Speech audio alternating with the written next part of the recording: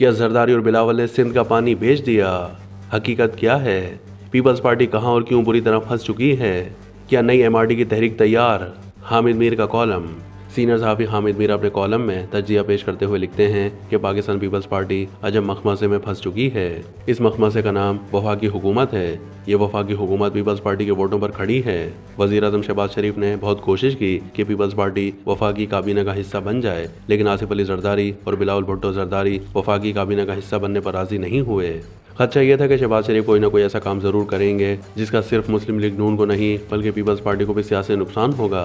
Peoples party 8 फरवरी 2024 के बाद सामने आने वाली सियासी बंदोबस्त में शामिल तो हो गई, लेकिन शहबाज हुकूमत के कई फैसलों पर तनकीद भी करती रही।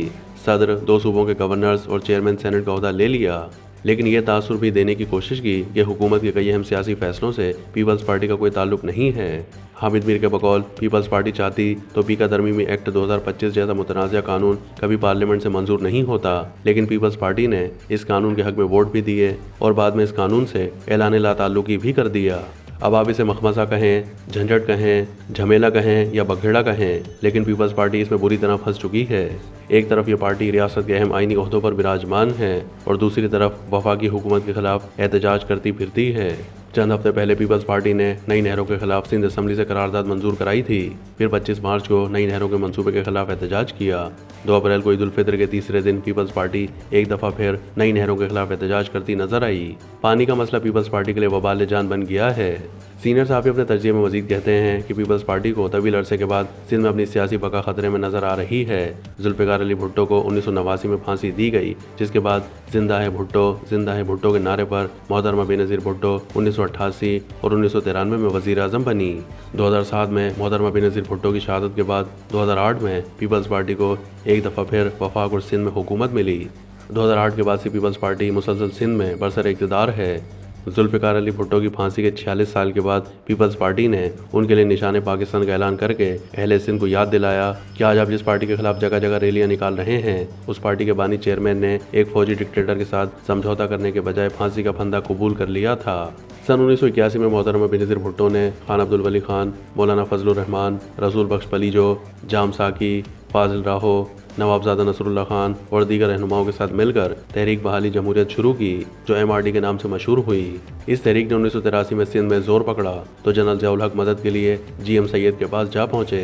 एमआरडी की तहरीक में सैकड़ों नहीं बल्कि हजारों सियासी कारकुन गिरफ्तार हुए और दरअसल इसी तहरीक ने भुट्टो को भी जिंदा रखा, क्योंकि इस तहरीक की असल रूह भुट्टो की फांसी पर सिंध का गुस्सा था।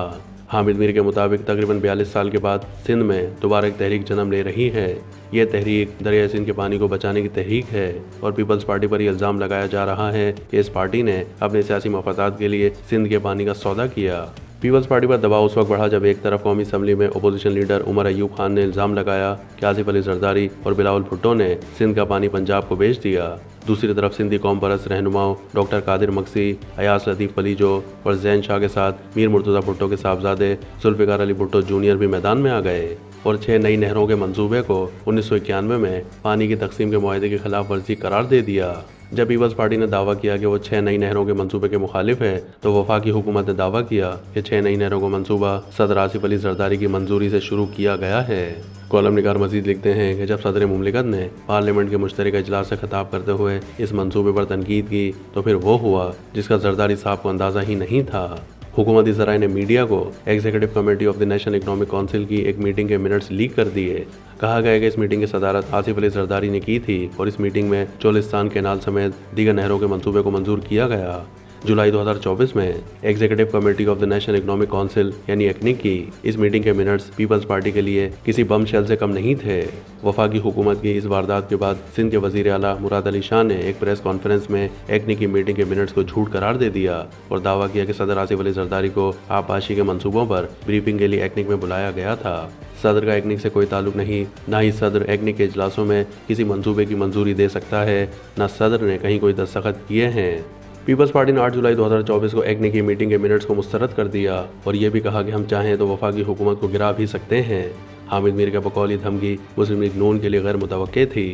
सीनियर सहाफ़ी के मुताबिक वज़ीर आला पंजाब मरियम नवाज़ ने 15 फरवरी 2025 को चोलिस्तान कैनाल प्रोजेक्ट का इफ्तिताह किया, तो वहाँ army chief general Asim Munir को भी मदऊ किया गया। مسلم لیگ نون کا خیال تھا کہ پیپلز پارٹی اس منصوبے کی مخالفت نہیں کرے گی۔ جب پیپلز پارٹی نے مخالفت شروع کی تو وفاقی حکومت نے چپکے سے ایکنک کی میٹنگ کے منٹس میں غلطی کو تسلیم کر لیا اور کہا کہ ایکنک کے اجلاس میں گریٹر تھل کینال پر بات ہوئی تھی، چولستان کینال پر بات نہیں ہوئی تھی۔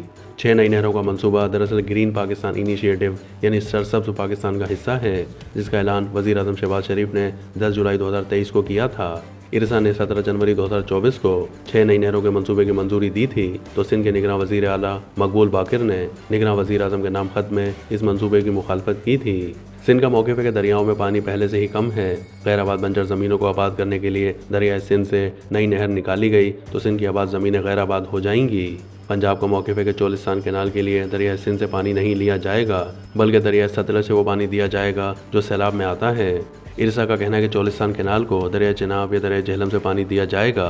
ارسا اور پنجاب حکومت کے موقف میں تضاد سے مزید سازشی مفروضوں نے جنم لیا ہے اور اب وزیر اعظم شہباز شریف خود بھی ایک مخمصے میں پھنس چکے ہیں اور ان کے مخمصے کا نام پیپلز پارٹی ہے۔ مسئلہ یہ ہے کہ پیپلز پارٹی تو ان کو چھوڑ سکتی ہے لیکن وہ پیپلز پارٹی کو نہیں چھوڑ سکتے۔ حامد میر نے مشورہ دیا کہ بہتر ہوگا کہ مشترکہ مفادات کونسل کا اجلاس بلا کر اس معاملے کو طے کیا جائے۔ معاملہ طے نہیں ہوا تو پیپلز پارٹی کے پاس صرف ایک راستہ ہے کہ تمام آئینی عہدے چھوڑ کر شہباز شریف کی حمایت سے دستبردار ہو جائے۔ ایسا نہیں ہوا تو پیپلز پارٹی کے خلاف ایک نئی MRD کی تحریک تیار کھڑی ہے۔